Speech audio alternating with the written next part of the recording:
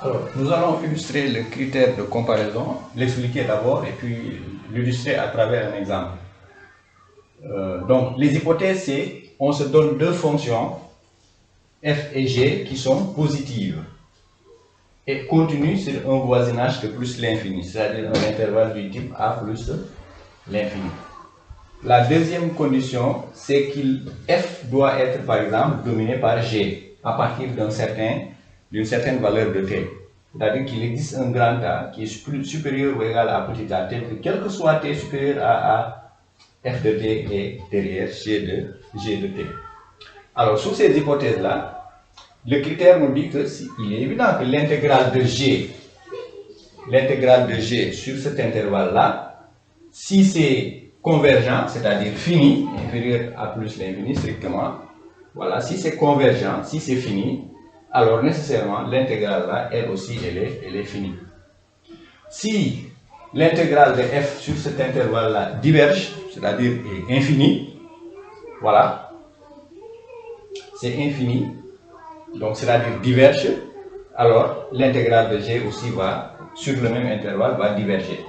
Exemple, nous avons l'intégrale de, voilà, ceci, exponentielle de moins t carré dt. Alors l'astuce ici, ce qu'on va trouver à comparer, voilà, l'expression de l'intégrande avec une expression du type 1 sur t au carré, dont nous connaissons les résultats grâce au théorème de Riemann. Ce sont les intégrales généralisées de Riemann, du type 1 sur t alpha, au voisinage de plus l'infini. Eh bien, comment se fait la comparaison? Ben, on observe bien cette expression-là. On voit que si on multiplie ça par quelque chose, voilà, par t au carré, la limite de t carré exponentielle de moins t, on trouvera 0. Comment? Bon, voilà, il faut remarquer que cette expression-là, en fait, c'est tout simplement, voilà, sinon on procède par comparaison.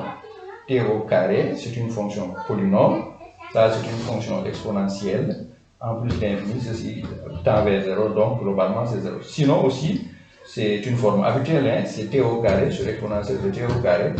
Voilà, c'est l'inverse de ça. Or, ça c'est connu, c'est l'exponentielle de x sur x lorsque x tend vers plus l'infini. De u sur u lorsque u tend vers plus l'infini. Là c'est plus l'infini, 1 sur, voilà, quelque chose qui tend vers plus l'infini, c'est égal à, bien évidemment, 0.